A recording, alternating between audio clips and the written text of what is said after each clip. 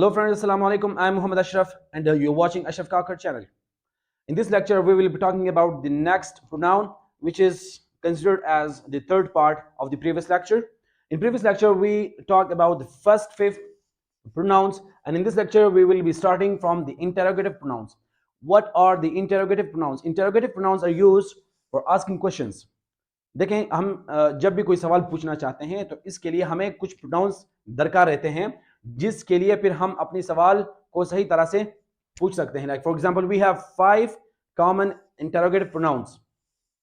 पहला है what, second है who, whose, whom and which. ये 5 ऐसे प्रोनाउंस हैं कि हमें कोई भी सवाल पूछना हो तो उसके लिए हमें इन प्रोनाउन से इस्तेफादा करना पड़ता है. अब वर्ड को हम कहां पर यूज करते हैं? देखें, हमें जब भी कोई इंफॉर्मेशन दरकार हो, हमने कोई नॉलेज लेना हो, हमने किसी चीज के बारे में पूछना हो तो वहां पर हम वर्ड का इस्तेमाल करते हैं. लाइक फॉर एग्जांपल, मैं आपके बारे में नहीं जानता तो मैं आपसे पूछता हूं कि व्हाट इज योर नेम, और आप मेरे बारे में नहीं जानते what do you know about me. तो ऐसे इंफॉर्मेशन लेने के लिए हम वर्ड का इस्तेमाल करते हैं. ठीक है, व्हाट इज दिस. देखिए, वर्ड के लिए फिर ये रिस्ट्रिक्शंस नहीं आती कि आपने वर्ड को किस चीज के लिए इस्तेमाल करना है. आप वर्ड को किसी भी चीज के लिए इस्तेमाल कर सकते हैं आइदर, लेकिन आपने वर्ड को गॉड के लिए यूज नहीं करनी, सिर्फ इंसान के लिए आप यूज कर सकते हैं. ठीक है, लेकिन देखें ये हु को फिर हम अगेन सिर्फ जो पर्सन्स हो या गॉड हो, इन दोनों के बारे में कोई मालूमात हासिल करना हो तो हमने हु का इस्तेमाल करना है. हुज हमें बताता है कोई मलकियत हो, पोजीशन और द ऑनरशिप ऑफ एनीथिंग. ठीक है, आपके पास कोई कार है, आपके पास कोई मोबाइल है, कोई सेल फोन है, आपके पास कोई हाउस है, आप जिस चीज की भी मलकियत रखते हैं या कोई उनकी मलकियत के बारे में आप पूछना चाहते हैं कि भाई ये मार्कर किसका है, ये व्हाइट बोर्ड किसका है, ये घर किसका है, ये कार किसका है. ठीक है, तो आप ऐसी सिचुएशन में आप हुज का इस्तेमाल करेंगे. ठीक है, अच्छा, whom is same as who but it is the objective pronoun or the objective form of who. जैसे हम एज अ सब्जेक्ट के तौर पर हम who को इस्तेमाल करते हैं, इसी तरह for the name of a person, ठीक है, और for the name of any person और गॉड. ठीक है, तो हम ऐसे सिचुएशन में whom का इस्तेमाल करते हैं.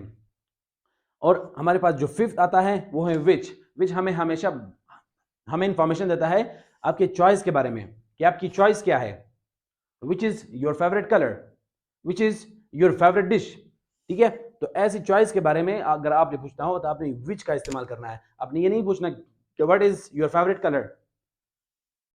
ठीक है, तो आपने ऐसी सिचुएशन में आपने जो अगर चॉइस पूछना हो तो आपने विच का इस्तेमाल करना है. देखिए, एक नोट आप जनरेशन फरमाएं. देखें, अगर आपने कोई भी सवाल पूछना हो तो 2 तरह के सवाल होते हैं. ठीक है, एक है डायरेक्ट क्वेश्चंस एंड सेकंड है इनडायरेक्ट क्वेश्चंस. और इन दोनों में से जो बेसिक डिफरेंस है वो मैं आपको अभी समझाने लगा हूं.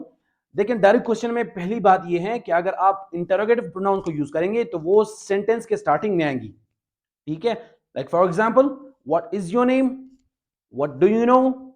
ठीक है, पहले इन दोनों सेंटेंस को आप देखें. पहली बात तो ये है कि भाई डायरेक्ट क्वेश्चंस में आप जो इंटरोगेटिव प्रोनाउंस हैं वो व्हाट हो, हु हो, हुज हो, हुम हो, विच हो, इन 5 में से कोई भी हो तो इनको आपने सेंटेंस के स्टार्ट में रखना है. सेकंड जो इंपॉर्टेंट बात यह है, इनके एंड में क्वेश्चन मार्क का आना लाजमी है. ठीक है, तो ये 2 जो इंपॉर्टेंट बात डायरेक्ट क्वेश्चंस की होगी कि भाई आपने पहले वर्ड को जो है स्टार्ट में रखना है, एंड पे आपने क्वेश्चन मार्क को रखना है ताकि आपका सेंटेंस सही कहलाया जाए. और इन डायरेक्ट क्वेश्चन में आपने ये बात ज़हन-नशीं करनी है कि अगर व्हाट सेंटेंस के सेंटर में आ जाए, कोई दरमियान में आ जाए, like for example, I don't know what your name is. मैं आपका नेम नहीं जानता. पहले मैंने पूछा कि व्हाट इज योर नेम, लेकिन अगर हमने इनडायरेक्टली पूछना हो भाई I don't know what your name is, मैं नहीं जानता आपका नाम क्या है. And for example we have I was wondering what you know. मैं सोच रहा था कि आप क्या जानते हैं, व्हाट यू नो. या मैं सोच रहा था या मैं ताज्जुब में था कि आप क्या जानते हैं. ठीक है, तो आपने इन दोनों बातों को याद रखना है कि अगर इनडायरेक्ट क्वेश्चंस आपने करनी हो तो पहले वर्ड को अगर सेंटर में आ जाए तो उसके एंड पे हम क्वेश्चन मार्क नहीं लगाते. ठीक है, ये 2 बातें होगी. जब इनडायरेक्ट क्वेश्चंस की 2 बातें ये हैं कि हमने वर्ड को सेंटर में अगर देखें तो उसके एंड पे क्वेश्चन मार्क नहीं आएगा, और ये इसका ऑपोजिट है, वर्ड को हमने स्टार्ट पे रखना है और इसके एंड पे क्वेश्चन मार्क का आना लाजमी है. ठीक है, अब ये एक मैंने लिखा है कि देखें, अब ये व्हाट इस जगह पर सेंटर में रहा है, लेकिन मैंने एंड पर क्वेश्चन मार्क पुट किया है। तो ऐसे सिचुएशन में आप देखें सेंटेंस में do you know what is this, देखिए ये स्टार्टिंग से ही कोई सवाल पूछने आ रहा है बंदा। देखिए यहां पर तो कोई सवाल नहीं है, आई डोंट नो, मैं नहीं जानता, आई वाज वंडरिंग, मैं सोच रहा था, मैं ताज्जुब में था, तो ये कोई सवाल नहीं है। तो इसलिए हम फिर उसके एंड में क्वेश्चन मार्क नहीं लगाते। लेकिन अगर इस सिचुएशन ऐसी कोई सवाल आ जाए, ऐसी कोई सेंटेंस लिखी हुई आ जाए और वहां पर आपने क्वेश्चन मार्क का लिखना लाजमी होता है, जैसे डू यू नो, तो ये स्टार्टिंग से ही कोई सवाल है, तो आपने ये देखना है कि भाई ये क्वेश्चन मार्क जो है ये इस पार्ट के लिए है, do you know question mark what is this. ठीक है, तो अगर व्हाट इज दिस सेंटर में हो, इससे पहले अगर कोई सवाल हो, ठीक है, like do you know what is this, तो ये क्वेश्चन मार्क फिर आपने लाजमी लगाना है। लेकिन 7 पे आता है, देखिए जो बहुत सारे बुक्स हैं, जो मार्केट्स हैं, या कोई ग्रामेरियंस, वो इनके बारे में, जो कंपाउंड प्रोनाउंस हैं, इनके बारे में कुछ खास नहीं बताते। वो क्यों नहीं बताते हैं? क्योंकि वो जाहिर सी बात है, वो सिर्फ इन पांच प्रोनाउन को ही इंटरोगेटिव प्रोनाउन के तौर पर कंसीडर करते हैं। लेकिन मैं आपके सामने एक और लेकर आया हूं, वो है कंपाउंड प्रोनाउंस। देखें, इन्हीं जो इंटरोगेटिव प्रोनाउंस हैं, इनके साथ अगर आप एक वर्ड ऐड करेंगे, एवर, ठीक है, by adding ever to any interrogative pronoun it creates a compound pronoun. ठीक है, अगर हम इन इंटरोगेटिव प्रोनाउन के साथ एवर को ऐड करें तो ये आपका कहलाएगा कंपाउंड प्रोनाउन। और इसका मतलब भी मैं समझाता हूं। देखिए for example, what ever, whoever, whose ever, whom ever और which ever। अब यहां पर मैंने लिखे, for example we have whom ever this house belongs to it will be confiscated। देखिए इसका मतलब उर्दू में यह होता है कि जिसका भी या जो भी, अगर आपने अपनी बात को एम्फेसाइज करना है और आप अपनी रिस्ट्रिक्शन से बाहर निकलते हैं, ठीक है, आप चाहते हैं कि भाई मैं कोई परवाह नहीं करता, ठीक है, एक ऐसी कोई सिचुएशन आ जाती है कि भाई आपने कोई परवाह नहीं करनी होती है, ऐसी हालत में आप ये कहते हैं कि भाई whom ever this house belongs to, ये घर जिसका भी हो, ये घर जिसका भी हो, इसको जब्त किया जाएगा। ठीक है, like for example the government policies are made for the public places. ठीक है, और उस पब्लिक प्लेस पे अगर कोई अपना घर बना देता है, तो अगर वहां से कोई रोड निकल रहा हो, कोई पब्लिक के इंटरेस्ट के लिए कोई काम करना हो, कोई डेवलपमेंट का काम जारी रखना हो, तो फिर गवर्नमेंट ये देखती है कि भाई whom ever this house belongs to, चाहे वो कोई मिनिस्टर हो, चाहे वो कोई चपड़े वाला हो, मतलब either he is a rich or a poor। लेकिन जब पब्लिक इंटरेस्ट आ जाती है, जब स्टेट का इंटरेस्ट आ जाता है, तो वो फिर स्टेट केयर नहीं करता किसी का। ठीक है, whomever this house belongs to it will be confiscated। ठीक है, अच्छा सेकंड सेंटेंस है whatever do you mean I am confident। आप जो भी समझे या आप जो भी जाने, मैं कॉन्फिडेंट हूं। ठीक है, so our next pronoun, that is the indefinite pronouns। Indefinite pronouns refer to persons or things in a general way but do not refer to any particular person। देखिए इनडेफिनेट प्रोनाउन वो होते हैं जो हम इसम आम के लिए यूज करते हैं, मतलब कोई भी शख्स हो सकता है, तो they are not refer to any particular person. हम किसी मखसूस शख्स या मखसूस चीज के बारे में बात नहीं कर रहे होते हैं, बल्कि हम जनरली बात करते हैं, तो वहां पर हम इनडेफिनेट प्रोनाउंस को यूज कर सकते हैं। Like for example, I have written many but some major और one, nobody, some, all, somebody, everybody, anybody, others, or any। And there are others as well, like much, no one, either, neither, most, several, few, none, many, nothing, less, and little। So these indefinite pronouns are distinguished according to their singularity and the plurality। So if you want to know about their singularity and plurality, that in making the subject verb agreement, that where and how these indefinite pronouns are used as a singular, that which one is a singular and which one is a plural। So I have given a PDF regarding these indefinite pronouns in the description box। So if you want to know the detail about its their singularity and the plurality, so you can download, or you can go to the link in the description box and download these indefinite pronouns। Okay, so for example, we have somebody has stolen his book। देखिए somebody मतलब किसी ने, I don't know and I am not talking about any particular person, किसी ने उसका किताब चोरी किया है, somebody has stolen his book, ठीक है। So next example, I don't no others, मैं नहीं जानता बाकियों को, मैं नहीं जानता दीगर हजरात को, except my uncle mister Gafoor. देखिए फॉर एग्जांपल, एक कोई डेलीगेशन आया है या कुछ लोगों का ग्रुप है, तो उसमें बहुत सारे लोग हैं, लेकिन मैं नहीं जानता बाकियों को एक्सेप्ट मिस्टर गफूर जो कि मेरा अंकल है, ठीक है। And our next parts of speech, that is the ninth part of the pronoun, that is the reciprocal pronoun. The reciprocal pronouns are used to talk about mutual relationship.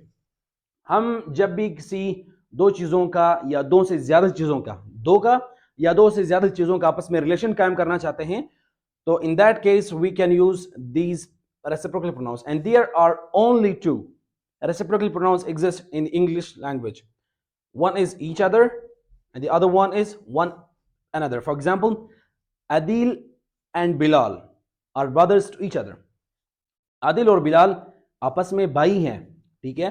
And second example is our class fellows are open and friendly to one another. जो हमारे हम जमात fellows हैं वो आपस में दोस्ताना हैं और ओपन हैं एक दूसरे के साथ, ये हैं आपस में, और वन अनदर एक दूसरे के साथ। तो एक चीज आपने जो डिफरेंस या डिस्टिंग्विश करनी है इन दोनों में से, कि इस नोट में मैंने लिखा है कि ईच अदर जो है ना is use for to persons और टू थिंग्स ओनली। जब भी आप दो चीजों का आपस में मुआवजा करना चाहते हैं या उनका रिलेशन कायम करना चाहते हैं, तो उस सिचुएशन में आप ईच अदर को यूज करेंगे। जब आप दो अशखास या दो चीजों से ज्यादा के बारे में बात करना चाहते हैं या पूछना चाहते हैं, तो आप उस सिचुएशन में वन another use करेंगे, like and this is used for more than one, more than two persons or things. So after types of pronouns, we have four cases of the pronouns: the subjective case, objective case, possessive case. And in possessive case there are two situations. First is the possessive adjective, second is the possessive pronouns, and then the last one is the reflexive case or the reflexive pronoun. So in subjective case, if we use I as a subject, then for the object case, there is me. My is the possessive adjective because it is a quality. It shows the relation towards you. And mine is a pronoun. Then the reflexive case, you can see that myself. For we have us, then our, ours, ourself, or ourselves. Then in the subjective, for you are same on both cases, you as well as for the subjective case, and for the objective case you can be used in the same way. But in the possessive case they're used your, while when you use the possessive pronoun then you add s with the yours, so it becomes yours. We will later on also look into the usages of these pronouns separately. Then comes yourself or yourselves as a plural. Then comes he as the subjective case. Then the objective case is the him, and then possessive adjective becomes his. And for the possessive pronoun, here comes his again. So in this situation, both are same. Then for the reflexive case or the reflexive pronoun, there comes himself. So it is a singular pronoun. Then comes she, which is the feminine of he. So herself is the objective case. Her is again the possessive adjective, and when you add s with the her, it becomes possessive pronoun. And herself is again the reflexive pronoun. We have already read the usages of the reflexive case or the reflexive pronouns in our previous videos. So then it comes as a plural they. There is the subjective case. When you use they, it becomes them for the objective case. And when you use as the possessive adjective, them becomes their. And when you use their as the possessive pronoun, then you just add as with theirs. Now look over here, if you use theirs as a reflexive pronoun, it becomes their self or themselves. So What is the difference between? So my dear self is not the correct one. When you want to make the reflexive case of the possessive pronoun, then it becomes themselves.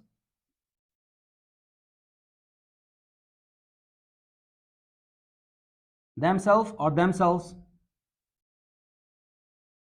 Okay, so mind it, because I have seen students, they make the reflexive case for their as their self.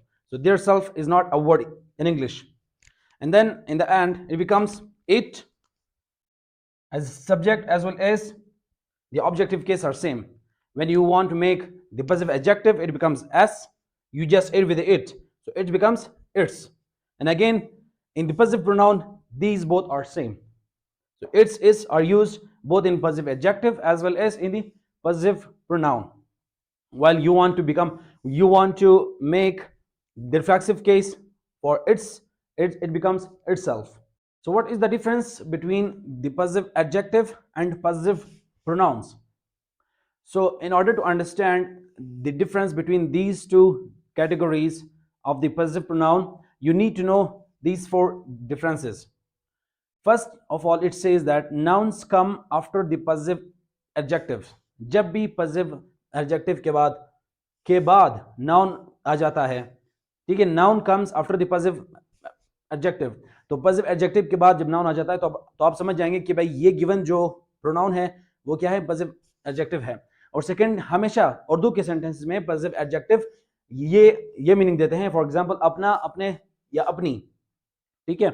और third पे जो है, जो nouns come before the positive pronouns, ठीक है, उसके opposite है positive adjective के ऑपोजिट है पॉजिटिव प्रोनाउंस. तो पॉजिटिव प्रोनाउन से पहले नाउन आता है और पॉजिटिव एडजेक्टिव के बाद नाउन आता है. और समटाइम्स जब पॉजिटिव प्रोनाउन की मदद से हम जब कभी अपने आंसर में नाउन नहीं देते हैं या नहीं लिख पाते, ठीक है, तो हम सिर्फ पॉजिटिव प्रोनाउंस की मदद से इंडिकेट करते हैं नाउन की तरफ, तो नाउन का लिखना लाजमी नहीं होता. For example, whose book is this, तो पहले सेंटेंस में देखें, इसके जवाब में लिखता है कि भाई दिस इज माई बुक, ठीक है. तो अब इस हालत में जो माई है, this is the positive adjective, और इसके बाद क्या आया है, नाउन आया है. तो जब भी कभी पॉजिटिव एडजेक्टिव के बाद नाउन आ जाए तो ये समझ जाएंगे कि भाई ये पॉजिटिव एडजेक्टिव है. इसी तरह आप ये भी जवाब दे सकते हैं, अगर इस तरह आप जवाब दें, दिस बुक इज माइन, ठीक है, इज माइन, ये माइन क्या हो गया, पॉजिटिव प्रोनाउन, तो इससे पहले नाउन आया है, ठीक है. तो ये एक डिफरेंस आपने ज़हन-नशीं करनी है कि जब बाद में नाउन आ जाए तो क्या होगा, पॉजिटिव एडजेक्टिव, और जब पहले नाउन आ जाए बुक, ठीक है, तो ये पॉजिटिव प्रोनाउन बन जाएगा. और ये फोर्थ पॉइंट में हमने लिखा है कि भाई हम नाउन लिखे बगैर भी समझ जाते हैं, सिर्फ इंडिकेट करते हैं. Like for example, I ask somebody that whose book is this, वो कहेगा दिस इज माइन, ये मेरा है.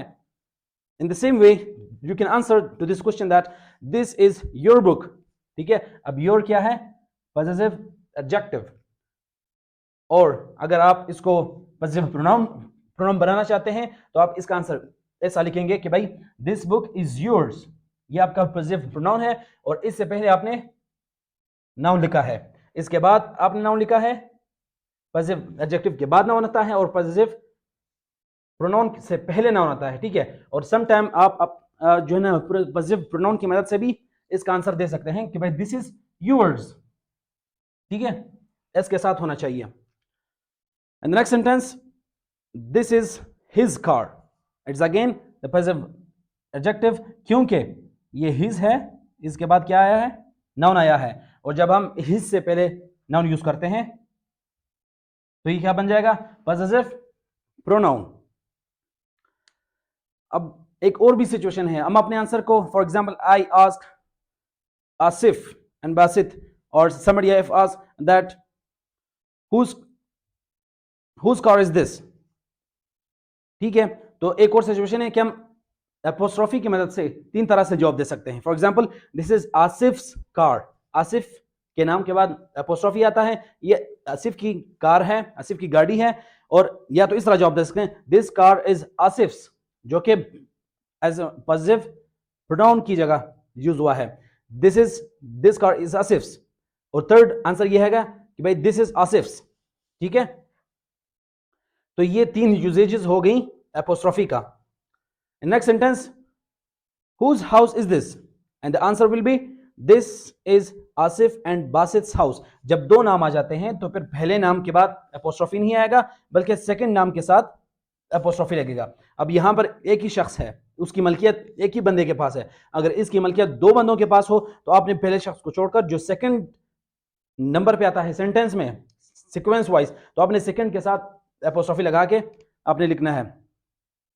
And the last one is he can not solve his problem alone, कि भाई वो अपने, देखें मैंने कहा कि भाई जो सेकंड नंबर पे अपना, अपने, अपनी, तो ये जो है ना जो पॉजिटिव एडजेक्टिव होंगे वो हमेशा उर्दू में अपना, अपने या अपनी का मीनिंग देंगे। तो जब भी ऐसी सिचुएशन आ जाती है अपना, अपने, अपनी की, तो you will automatically understand that it is the positive adjective. So ladies and gentlemen, in making the sequence of the pronoun, we have different conditions and situations. The general sequence of the pronoun in a sentence, which is where all the persons are present, the second, third, and first person. So in a situation when there are the presence of all 3 persons, then the sequence for the pronouns to be used is first, second to come first, then third, and then first person. So this sequence must be kept in mind. For example, we have the you, he, and I will go for a trip. So you is second person, he is third person, and I is your first person. So this is the correct sequence. Like in the next example, you have you, Asif, which is used as a third person. So a noun. So you can interchange both the noun as well as the pronoun. You, Asif, and I should start daily exercise. ठीक है। अच्छा, एक और situation है जब हमारे पास 2 person मौजूद हो, लाइक सेकंड पर्सन हो और फर्स्ट पर्सन हो, तो इसमें आपने पहले सेकंड पुट करना है और फिर फर्स्ट लिखना है। Like for example, you have you and I will go to England, मैं और आप या आप और मैं। ठीक है, तो इंग्लिश में, उर्दू में आप कह सकते हैं, लेकिन इंग्लिश में ये ख्याल रखना है कि भाई सेकंड पर्सन को पहले पुट करना है। ठीक है, यू एंड आई, आप और मैं जाएंगे इंग्लैंड। अच्छा, एक और सिचुएशन है जब सेकंड पर्सन और थर्ड पर्सन मौजूद हो, तो उस हालत में आपने पहले जो है ना सेकंड पर्सन पुट करना है, फिर third person. Like for example, you and they. ठीक है, they is the plural of third person. Visit, will visit in the summer season. ठीक है, and in the next situation you have then if there are third person and first person. तो इस situation में आप ये करना है, पहले थर्ड को पुट करना है, फिर फर्स्ट पे आना है। तो याद रखने के लिए आपका एक फार्मूला है कि भाई सेकंड पर्सन हमेशा आएगा, सेकंड पर्सन। अगर सेकंड पर्सन मौजूद ही नहीं है, सिर्फ थर्ड और फर्स्ट पर्सन है, तो उसमें फिर आप जो है ना फिर थर्ड की तरफ जाएंगे। ठीक है, तो जो फर्स्ट पर्सन है उसको हमेशा बाद में लिखना है। तो इस कंडीशन में आपने पहले थर्ड लिखना है, फिर फर्स्ट लिखना है। Like for example, Asif and I have a plan to see or meet you on next Monday. And in this one, you can see that third person plural and third person singular. So both are third person, but there's a difference. If they are used the plural form of third person and the singular form of third person, then the plural form of third person will come first, and then the singular form will come in the aftermath. Like they and he are coming tomorrow. So here in this last part, we will be discussing the next situation when there comes the third person personal and third person non-personal. Personal means either you are talking about male or female, it is a human being, and non-personal comes for any inanimate thing or animals, okay, like pets. For example, he or she and it were sitting on the chair. ठीक है, तो इस situation में जो third person personal है वो पहले आपने करना है, लिखना है, और जो नॉन पर्सनल है उसमें आपने बाद में। तो ये सीक्वेंस है इस सिचुएशन में। और नेक्स्ट सिचुएशन में है कि भाई अगर कोई भी 4 थर्ड पर्सन आ जाएं और उनमें से ये वेरिएशंस हो कि भाई उसमें एक थर्ड पर्सन प्लूरल हो, third person masculine, third person feminine and third person non personal, तो ऐसी हालत में आपने ये सिचुएशन और ये सीक्वेंस ज़हनशी करनी है कि अगर प्लूरल हो तो आपने पहले लिखना है, फिर उसके बाद जो मस्कुलिन है उसका जिक्र करना है, फिर थर्ड पर्सन फेमिनिन का जिक्र करना है, और लास्ट में नॉन पर्सनल का जिक्र करना है. Like for example they, which is third person personal, the plural. He is the masculine, she is again feminine, and last it comes the non-personal. There is a note in which we have described two situations. देखें, first person हमेशा last पे आता है, लेकिन इसकी situation ये है, अगर फर्स्ट पर्सन सिंगुलर हो तो वो लास्ट पे आएगा, अगर फर्स्ट पर्सन प्लूरल हो तो वो सेंटेंस के हमेशा उस प्लूरल के सीक्वेंस में फर्स्ट पे आएगा. For example we have the example we, you and he. देखिए, यू का तो अपनी पोजीशन अपनी जगह पर है, लेकिन वी हमेशा, क्योंकि अगर ये सिंगुलर होता तो ये लास्ट पे आता, फिर आई आता, लेकिन चूंकि यहाँ पर वी है, ठीक है, यहाँ पर प्लूरल की बात हो रही है, तो हमने इसको फर्स्ट पे शिफ्ट किया. We, you and he are working together. And the next that is you, he and I. तो इस सिचुएशन में जो फर्स्ट पर्सन है वो सिंगुलर है, तो इसलिए इसको एंड पे कर दिया हमने. ठीक है, you, he and I R working together.